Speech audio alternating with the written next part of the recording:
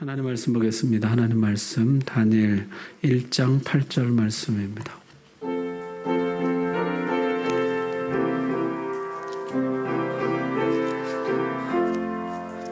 구약성경 1231쪽입니다. 다니엘 1장 8절 말씀.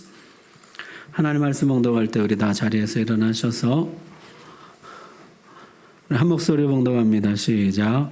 다니엘은 뜻을 정하여 왕의 음식과 그가 마시는 포도주로 자기를 더럽히지 아니하리라 하고 자기를 더럽히지 아니하도록 환관장에게 구하니. 아멘. 하나님 말씀 전하겠습니다. 남유다는 멸망했습니다. 지난주에 보여드린 이 표를 한번 보십시오. 요시아의 둘째 아들 여호아스가 요시아의 뒤를 이어서 왕이 되었는데요. 애굽에 의해서 폐위되게 되고요. 애굽이 꼭두각시로 세웠던 이 여호야김은 바벨론에 의해서 축출되고 맙니다. 그의 아들 여호야긴이 왕이 되자마자 3개월 만에 포로로 잡혀가게 되고 마지막 왕 시드기야는 비참한 죽음을 맞이하고 남유다는 완전히 멸망하게 됩니다. 지도 한번 보십시오. 예루살렘이 저쪽 지중해 있는데 저기에 있고 바벨론이 저 유프라테스강 저 끝자락에 있거든요. 예루살렘에서 바벨론까지 다니엘을 비롯한 왕족과 귀족 자제들이 첫 번째로 1차 포로로 잡혀가게 되죠. 이때 이제 다니엘이 고향을 떠나서 이역만리 바벨론까지 잡혀오게 되었습니다. 자, 다니엘은 이때 어떤 심정이었을까요? 우리도 일제강점기를 겪었었죠. 오늘 광복절 기념주일인데 그 당시 이 땅의 젊은이들은 어땠을까요? 기사 가운데 이런 것이 있더라고요. 당시 청년들 가운데 일부는 화투나 음주로 소일을 하거나 몰핀, 마약이죠. 몰핀에 중독되어 사회 문제가 되기도 했다. 또한 생활의 빈곤과 직업을 얻지 못하는 현실을 비관하여 자살하는 청년들도 많았다. 식민지 조선의 청년들이 사회적으로 얼마나 고통스러웠는가를 보여주는 지표 가운데 하나로 자살률을 볼 수 있다. 1924년 조선일보 기사에 의하면 조선인 자살자 수는 1487명으로 주요 원인은 정신착란, 생활고통, 병에 따른 절망, 가정불화 등이었다. 이 가운데 30세 미만의 청년이 40%에 달했다.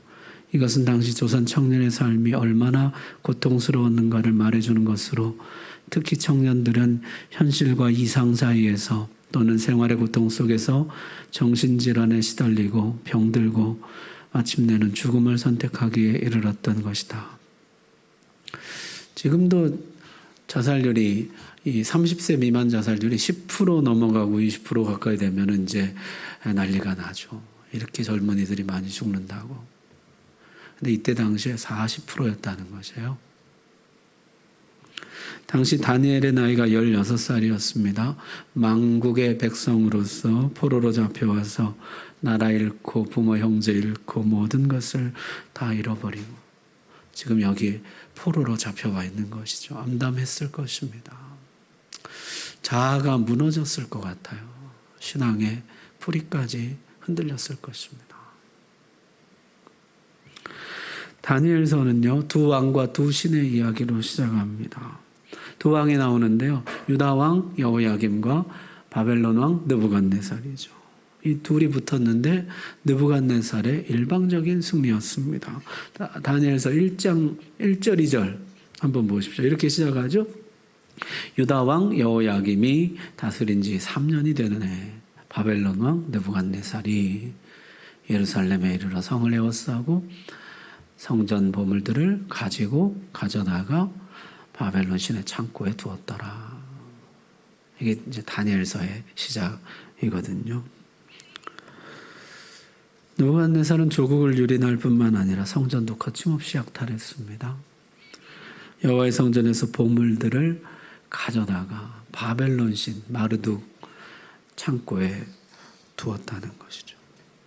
느부갓네살이 여호야김에 대하여 일방적인 승리를 거둔 것처럼 바벨론 신 마르둑이 여호와에 대하여 일방적인 승리를 거둔 것처럼 보였습니다. 욥이 모든 것을 다 잃어버렸을 때 하나님이 칭찬할 만한, 자랑할 만한 신앙이었지만은 그는 신앙인의 정체성의 혼란을 겪습니다.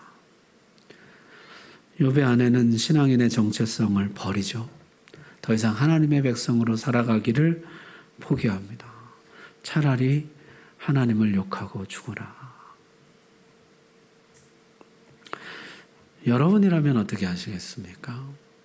최악의 고난이 찾아왔을 때, 내 자아가 무너질 만큼 감당하기 어려운 일들이 나에게 닥쳐왔을 때, 더 이상 하나님의 사람으로 살기를 포기하고 세상 사람으로 살아가고 싶은 마음이 들 때,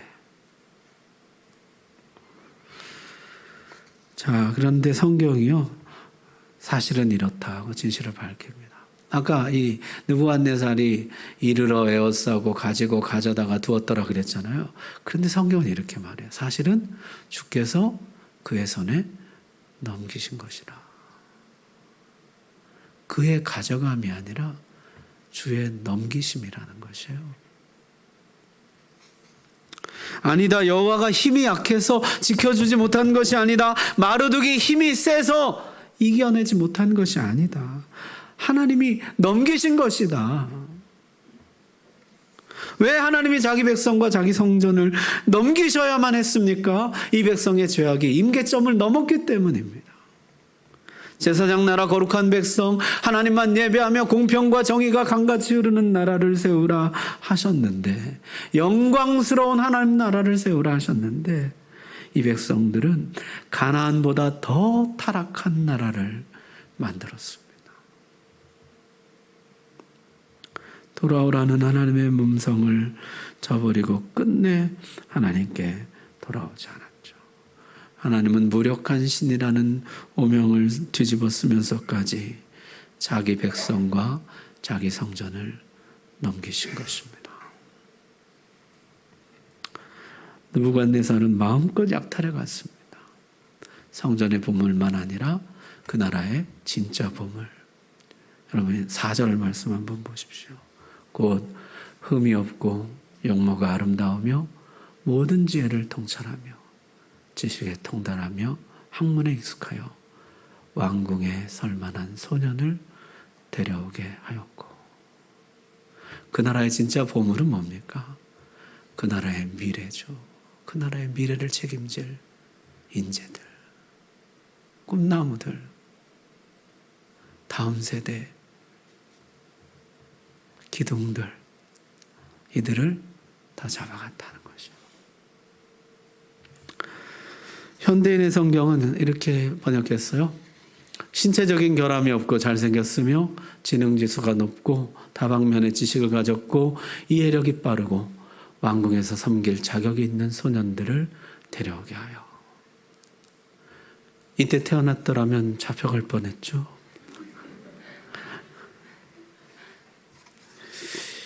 대제국 바벨론은 알았던 것입니다. 최고의 보물은 최고의 인재들이라는 거.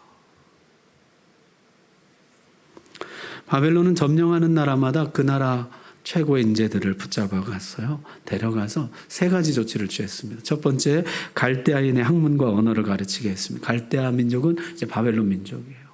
바벨론의 학문과 언어를 가르치고, 두 번째, 왕의 음식을 먹게 하고, 세 번째, 바벨론식 이름을 주었습니다. 바벨론화 시킨 것이죠. 바벨론 사람을 만드는 것이에요. 바벨론에 충성하는 바벨론 신하들을 만든 것입니다.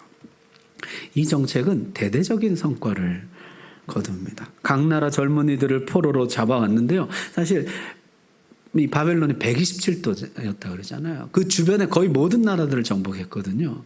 그 나라들의 모든 인재들을 다 붙잡아가지고 왔어요. 이 젊은이들이 와서 야 이제 죽었구나 그랬는데요. 특별 대우를 해주는 것이에요. 특별 교육과 특별 음식에 바벨론 이름까지. 지난 날은 잊어버리고 이제 여기서 바벨론 사람으로 거듭나라. 바벨론 사람으로 새롭게 살아라. 이 특별 과정을 마치게 되면 왕궁에 특채되어서 왕의 신하로 살아가게 될 것입니다. 이 출세가 보장된 대박 찬스였다는 것이죠. 그런데 이 특별 대우를 거절한 사람들이 있었습니다. 유다에서 온 네 청년, 소년이라고 해야 될까요? 15살, 16살에 이 어린 소년들이 이 제안을 거부하고 나선 것이에요. 오늘 읽은 말씀 8절 다시 한번 보십시오. 다니엘은 뜻을 정하여 왕의 음식과 그가 마시는 포도주로 자기를 더럽히지 아니하리라 하고 자기를 더럽히지 아니하도록 환관장에게 구하니. 당시 왕의 음식은요, 바벨론 신전으로부터 나온 것입니다. 바벨론 신 마르둑에게 제물로 바쳐졌다가 제사 후에 왕이 먹고 왕이 하사한 사람들이 먹는 것이에요. 이 제물은 특별한 것입니다. 마르둑의 축복이 담긴 음식이에요. 이 음식을 먹는 자마다 마르둑이 함께하고 보호하고 축복한다는 것입니다. 나는 먹지 않겠습니다. 나는 내 신앙을 더럽히지 않겠습니다. 그랬다는 것이죠. 여러분, 이 이야기가 상당히 대조적으로 되어 있어요. 7절, 8절에 보면은 환관장이 그들의 이름을 고쳤다 이렇게 나오고 8절에 다니엘은 뜻을 정했다 이렇게 나오거든요. 근데 그 다음 거 한번 보여줘 보세요. 이름을 고쳤다는 거하고 뜻을 정했다는 거하고 이게 다 바야셈이라는 단어인데요. 둘 다가 같은 단어예요. 그러니까 직역을 하자면 이런 것이죠. 환관장은 저들에게 이름을 정해줬다는 거예요. 바벨론 언어와 학문을 가르쳐주고 바벨론 음식을 주고 바벨론 이름을 주었다는, 바벨론 사람이 되라고 정해주었다는 것이죠. 거기에 맞서서 다니엘은 뜻을 정했다는 것이죠. 아니요, 나는 이렇게 정하겠습니다 했다는 것이에요. 나는 이스라엘 사람입니다. 하나님의 백성으로 살겠습니다. 마르둑의 보호와 축복이 아니라 여호와의 보호와 축복 아래 살겠습니다. 나는 그렇게 정했습니다 했다는 것이죠. 바벨론이 정해주는 것을 거부하고 내가 하나님 앞에 하나님의 사람 살도록 정하겠습니다 했다는 것이요. 세상이 정해주는 대로 살기를 거부하고 하나님이 정해주신 대로 살기를 선택했다는 것이죠. 여러분, 다니엘의 인생을 한번 보십시오. 지금까지 그의 인생은 수동태였어요. 망국에서 태어났습니다. 다윗 왕국에서 태어났더라면 좋았겠죠. 그러나 지금 이 시절에 태어난 걸 어떡하겠어요? 선택한 것이 아니잖아요. 포로로 잡혀왔습니다. 내 나라에서 내 부모 형제와 내 집에서 살고 싶지만은 끌려온 걸 어떡하겠어요? 불가항력적이었잖아요.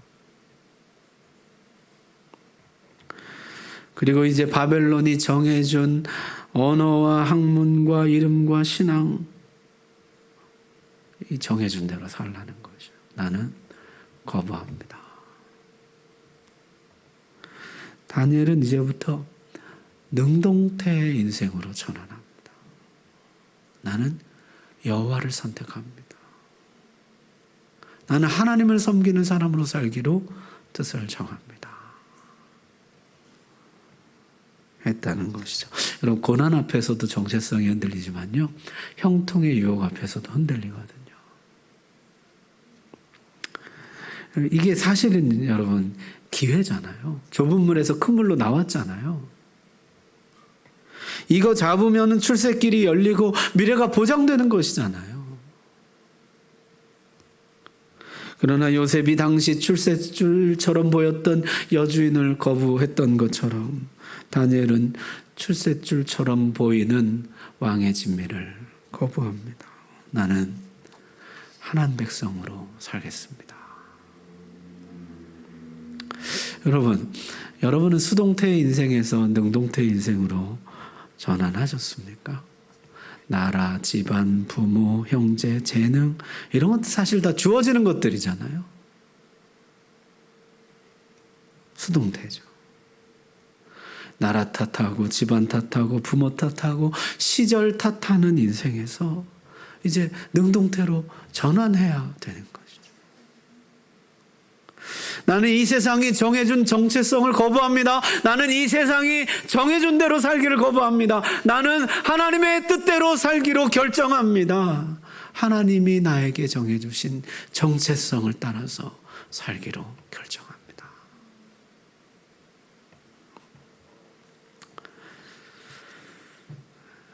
그런데 보면요, 바벨론과 관련된 것은 무조건 싫다가 아니었어요.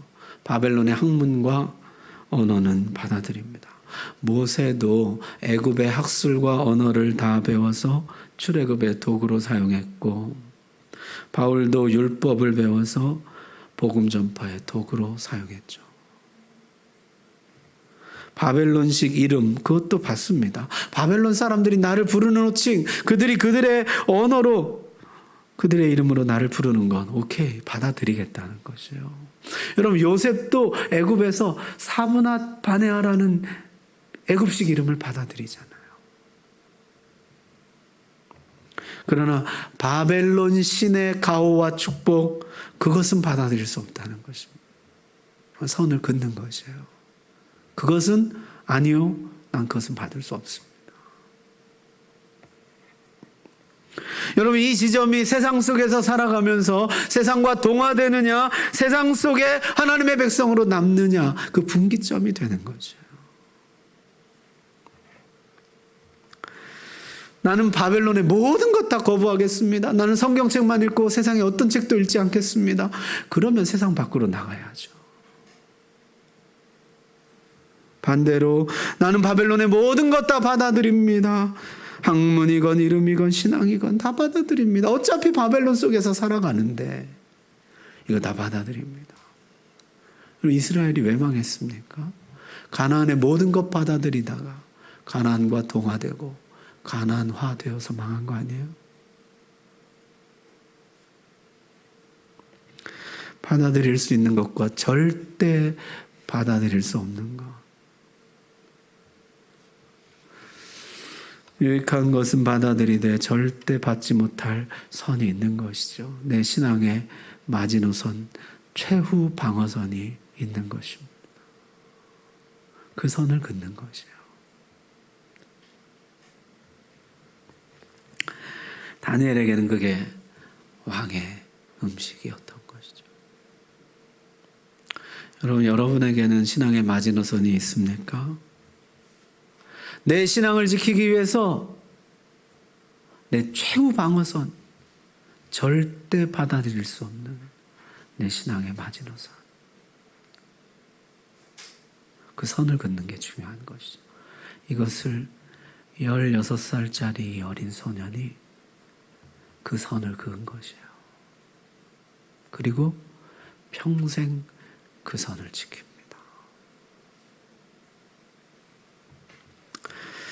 하나님 기뻐하셨을까요? 엄청 기뻐하셨죠. 9절 한번 보십시오. 하나님이 다니엘로 하여금 환관장에게 은혜와 긍휼을 얻게 하신지라.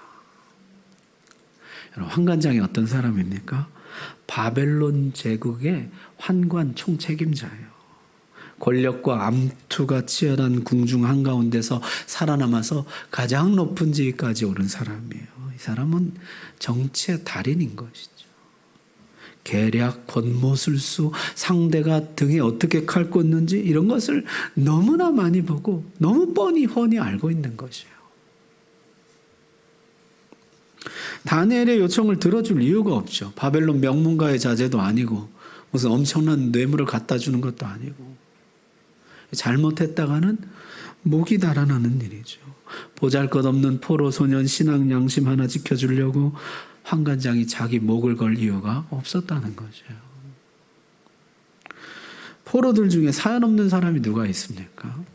그거 다 들어주면요, 이 큰 나라를 어떻게 다스리겠어요? 느부갓네살이 또 그렇게 너그러운 왕이 아니에요. 기록에 보면요, 스프에 간이 안 맞았다고 궁중 요리사 전체를 몰살합니다.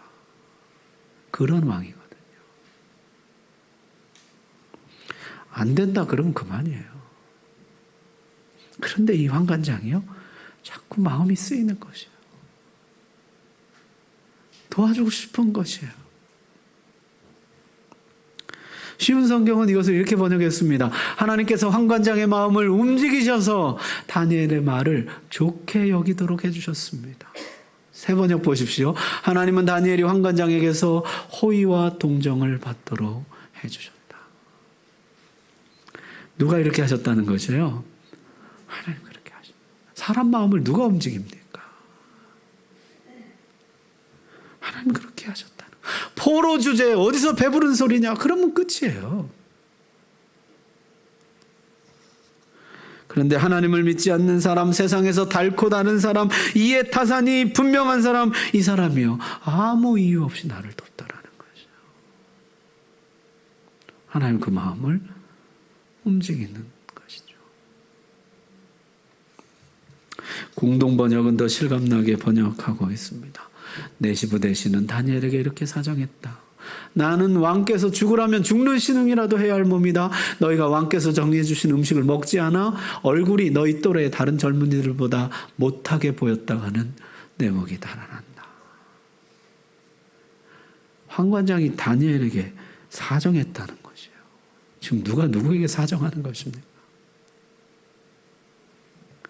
잘못했다가는 내 목이 달아난다. 그냥 먹으면 안 되겠니?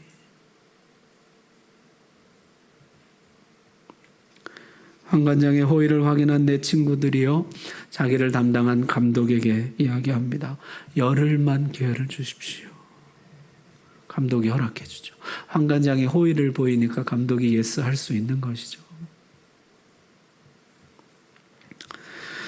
난 죽어도 직진이다. 내 목을 쳐라. 그러지 않았다는 것이죠. 설명하고 양해를 구하고 설득할 줄 아는 지혜가 있었다는 것이에요. 많은 청년들이 여기서 실수하죠. 많은 크리스찬들이요 그들의 신앙 때문이 아니라 그들의 옳은 신념 때문이 아니라 그들의 태도 때문에 사람들에게 배척을 당합니다. 난 내 신앙 지키다 죽는다. 그게 아니고 설명하고 양해를 구하고 설득하고 그런 지혜가 필요하다는 것이죠. 자, 열흘간의 테스트 결과는 어땠을까요? 15절의 말씀 한번 보십시오. 열흘 뒤에 그들의 얼굴이 더욱 아름답고 살이 더욱 윤택하여 왕의 음식을 먹는 다른 소년들보다 더 좋아 보인지라. 다른 소년들보다 못하지 않았다가 아닙니다. 다른 소년들보다 더욱 아름답고 더욱 윤택했다는 거죠. 여러분 이게 채식의 효과입니까? 하나님의 능력입니까? 현대인의 눈으로 성경을 보셔서는 안 돼요. 불과 50년 전만 해도 고기 먹는 일이 그렇게 흔한 일이 아니었습니다. 100년 전에 우리나라는요 평생 한 번 고기 먹을까 말까 했어요. 2500년 전에는 어땠을까요? 포로로 잡혀온 이 소년들, 왕의 진미, 고기와 포도주, 아마 얼굴이 확 폈을 거예요. 전에 누가 좀 몸이 안 좋은 분 고기 먹고 얼굴이 좀 폈다 그래요. 아마 이 포로로 잡혀온 얘네들이요 아마 그냥 얼굴이 확 폈을 것 같아요. 그런데 채소만 먹고도 얼굴이 더욱 윤택했다. 기름졌다는 것이에요. 뿐만 아니라 17절에 하나님이 내 소년에게 학문을 주시고 모든 서적을 깨닫게 하시고 지혜를 주셨으니 다니엘은 또 모든 환상과 꿈을 깨달아 알더라. 예외적이라 할 만큼 놀라운 진보를 보이는 것이에요. 학문에 놀라운 진보 발전이 있는 것입니다. 뿐만 아니라 다니엘은 환상과 꿈을 깨달아 알았다는 것입니다. 사람들의 꿈만 아니라 하나님의 꿈도 깨달아 알았죠. 영광스러운 하나님 나라, 제사장 나라, 거룩한 백성을 세우기 원하는 하나님의 꿈을 깨달아 알았다. 자, 그렇게 3년이 지났습니다. 최종 테스트 어떠했을까요? 20절 말씀 우리 같이 한번 읽읍시다. 시작. 왕이 그들에게 모든 일을 묻는 중에 그 지혜와 총명이 온 나라 박수와 술객보다 10배나 나은 줄을 아니라. 아멘. 이런 거기 자세히 보십시오. 함께 잡혀온 포로들 중에서가 아닙니다. 온 나라 박수와 술객들보다 10배나 나았다는 것이요. 바벨론의 모든 지혜자들보다 10배나 뛰어났다. 여러분, 사람 능력이란 게 다 거기서 거기지, 종이 한 장 차이지 어떻게 10배가 차이가 납니까? 다른 사람 다 10점 맞는데 혼자 100점 맞았다는 얘기인데 그게 가능하겠어요? 우리 공무원 시험 뭐 이런 거 보잖아요. 행정고시, 사법고시 보면은 커트라인이 60점이면요 전부 60점에 몰려 있어요. 1점 차이, 2점 차이거든요. 근데 어떻게 사람이 10배가 차이가 나요? 3년이면요 바벨론 말 배우기도 빠듯한 시간 아니에요? 미국 가서 영어 3년 했는데 미국의 모든 박사들보다 더 지혜로웠다. 그럼 그게 가능한 얘기입니까? 유다는 바벨론에 정복당했지만은 여기 4명의 유다 소년들이 바벨론을 이기고 있습니다. 10배나 더 뛰어났다. 사실 하나님의 율법은 세상 어떤 법보다 월등합니다. 하나님의 공평과 정의는 세상의 그 어떤 것보다 10배는 더 뛰어납니다. 하나님의 거룩은 이방신과는 비교할 수 없을 정도로 거룩하시고 뛰어나신 분이십니다. 그래서 선지자들조차 탄성을 지른 것이죠. 우리 여호와와 같은 이가 어디 있나이까? 우리 하나님 같은 신이 세상에 어디 있습니까?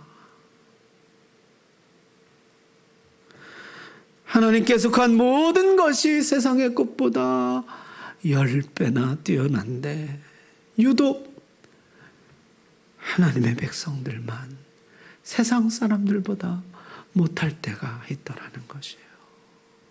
모든 하나님의 것들이 세상 것들보다 월등하고 뛰어난데 하나님의 백성들만, 세상 사람들만 못한 것이죠. 여호야김이 느부갓네살에게 정복당한 것처럼, 유다가 바벨론에 정복당한 것처럼 세상보다 못할 때가 있더라는 것이요. 그런데 여기 어린 소년들이 다시 세상의 모든 지혜자들을 이기고 있습니다. 유다가 다시 바벨론을 이기고 있습니다. 10배나 월등히 이기고 있습니다. 진정한 하나님의 백성, 하나님을 경외하는 사람은 세상을 넉넉히 이기고도 남는 것입니다. 여기서부터 바벨론을 이기는 역사는 다시 시작되는 것입니다. 1장의 이 이야기는 이렇게 끝이 납니다. 21절 우리 같이 한번 읽을까요? 시작. 다니엘은 고레스 왕 원년까지 있으니라. 아멘. 고레스는요 지금부터 67년 뒤의 왕입니다. 16살에 끌려와서 3년 공부하고 19살에 공직에 입문해서 67년 뒤에, 즉 86세까지 있었다는 것이죠. 86세까지요. 그 세월 동안 왕도 바뀌고 왕조도 바뀌고 나라도 바뀌었습니다. 그러나 다니엘은 여전히 신임을 받고 있어요.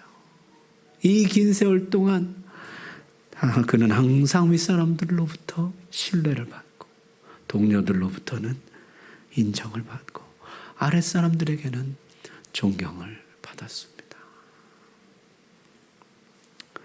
다니엘은 16살의 정한 뜻을 평생 지켜간 것이죠. 젊은 날 한때 정의로운 사람들 많습니다. 하지만 평생 정의로운 사람 찾아보기 어렵습니다. 때가 묻는 것이죠. 오염되고 변질되고 타락하고. 예수 믿는 사람들 중에도요, 젊은 날 한번 하나님 앞에 뜻을 정해보지 않은 사람 누가 있겠습니까? 그것도 귀하지만은 한 번 뜻을 정하고 그 뜻을 평생 하나님 앞에서 지켜가는 사람. 하나님 얼마나 기뻐하실까요?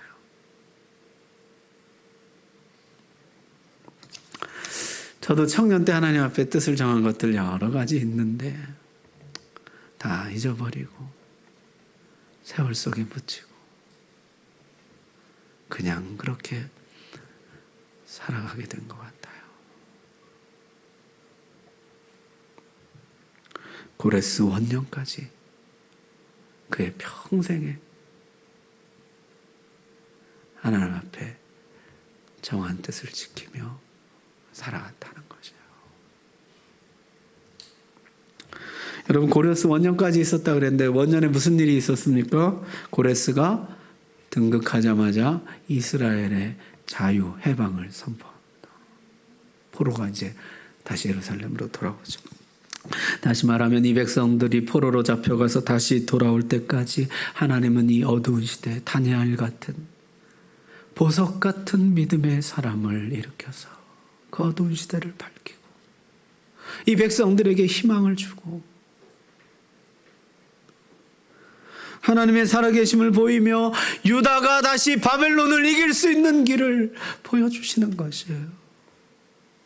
하나님을 경외하는 자는 바벨론을 능히 이긴다는 것을, 하나님을 순종하는 자, 거룩한 자는 세상을 능히 이긴다는 것을 하나님이 보이신 것이에요.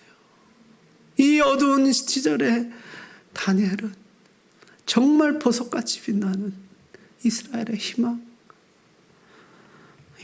것입니다. 여러분, 지금도 하나님을 경외하고 하나님 말씀대로 사는 사람, 세상을 능히 이길 줄로 믿습니다. 기도합시다.